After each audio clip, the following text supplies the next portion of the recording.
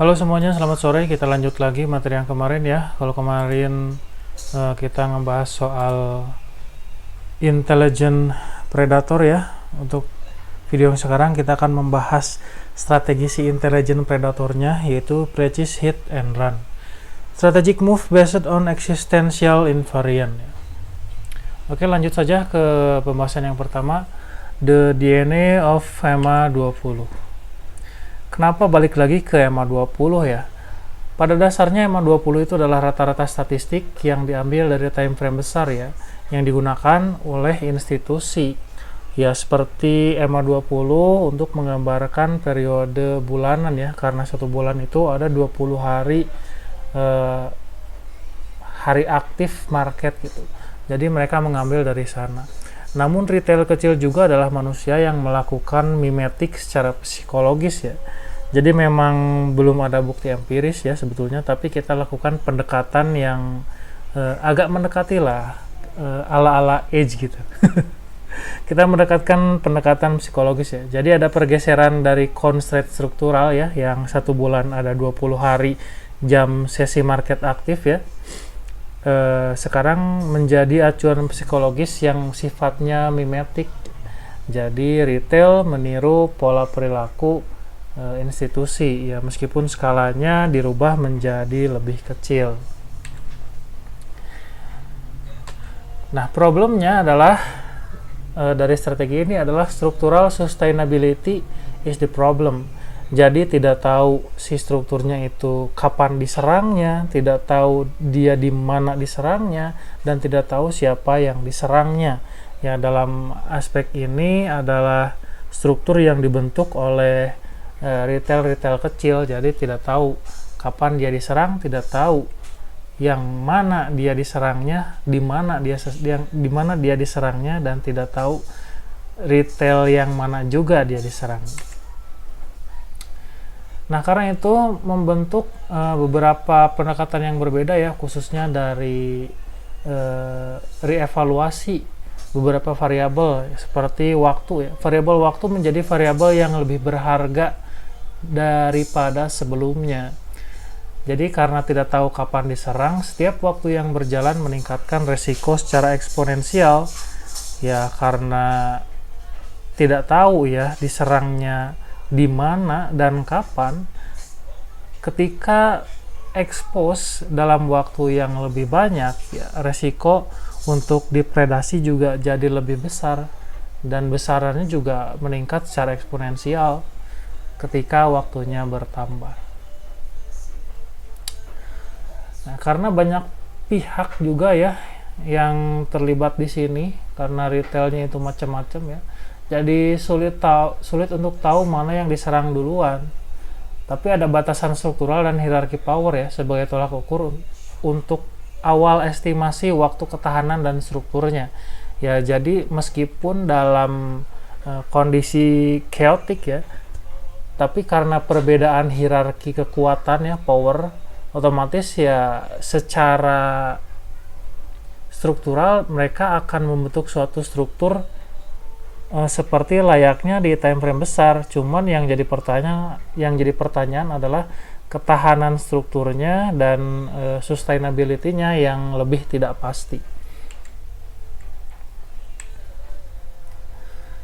Nah, maka dari sana dibentuklah optionality yang bertindak sebagai kompensasi kualitas penyelesaian struktur yang tidak pasti ya. Karena kalau misalkan kita jualan ya, karena misal kondisinya tidak pasti ya, barang itu misalkan akan laku atau tidak dengan harga tinggi ya, otomatis melakukan pendekatan quantity ya. Jadi mengambil volume ya, mengambil pendekatan menjual murah tapi laku banyak akan menjadi lebih masuk akal di kondisi chaos. Ya, contohnya seperti ini. Di time frame 1 dia mahal, berarti tidak executable. Di time frame 2 menit ini murah, ini bisa executable. Di time frame 3 menit ini masih mahal dan tidak executable. Ya, maka opportunity-nya terbentuk di time frame yang ke 2 menit. ya di sini kan jadi muncul optionality gitu. Jadi nanti strukturnya terbentuk di time frame yang mana, lalu ikuti time frame tersebut.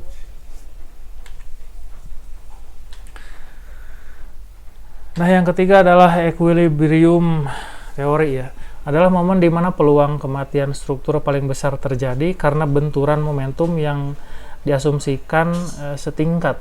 Ya, karena tadi di kondisi chaos ya, pertumbuhan dan sustainability itu menjadi sesuatu hal yang kurang pasti ya, karena ada peluang predation atau predasi.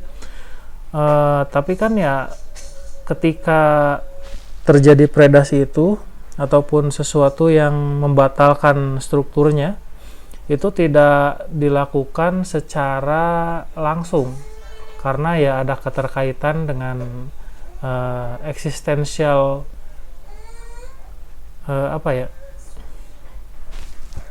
existential entanglement. Nah, di sini ada suatu gambaran ya mengenai tahapan dari sebuah struktur. Saya menandai area-areanya sebagai high alpha, equilibrium, dan low alpha.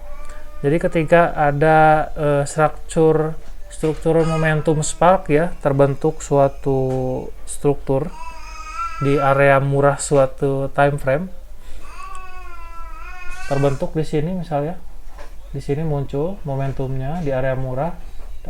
Nah, ketika dia akan kembali membentuk struktur sebelumnya ya, diasumsikan ada predasi yang terjadi ya, memasuki ke sini, memasuki struktur yang dibentuk.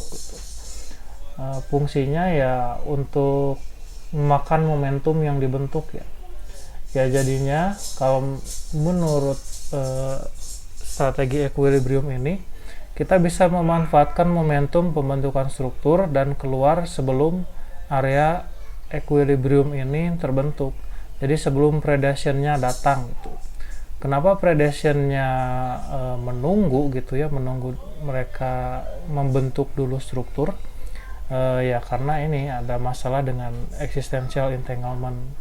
Jadi mereka juga, si predation itu pasti akan memastikan area struktural momentum yang akan dipredasi itu memang benar-benar terdapat eksistensi di sana. Jadi bukan cuman pergerakan yang tidak ada eksistensinya.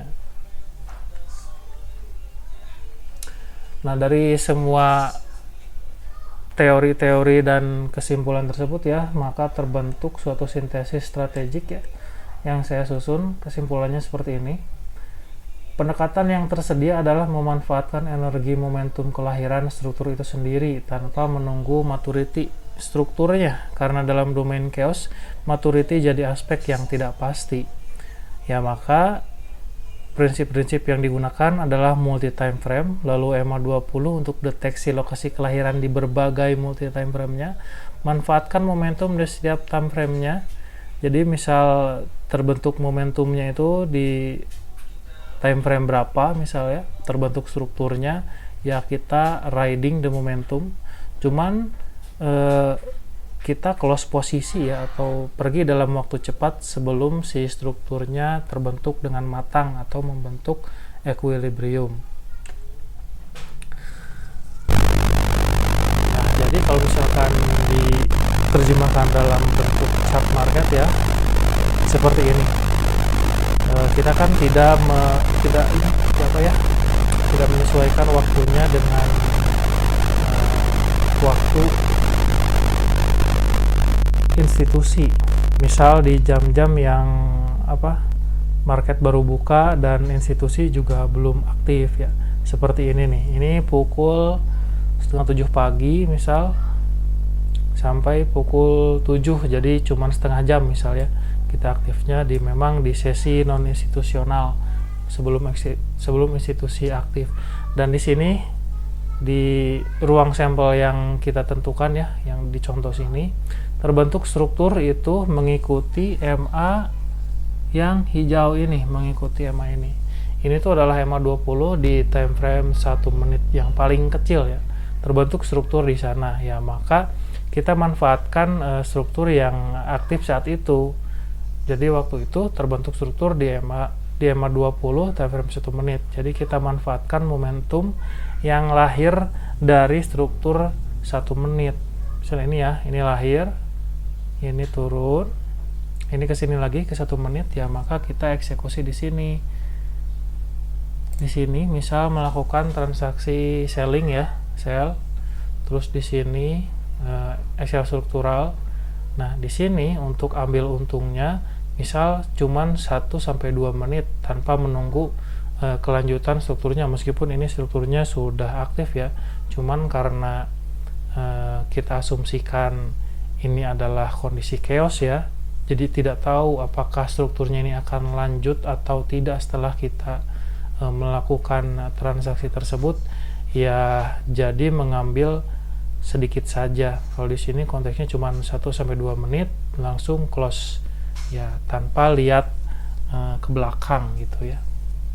Nah, mungkin cukup sekian ya pembahasan untuk kali ini mengenai strategic precision hit and run ya di materi inti Age of Chaos ya. Mohon maaf apabila banyak kesalahan, dan apabila ada kritikan ataupun masukan silakan kalian komen saja di videonya. Terima kasih dan selamat sore.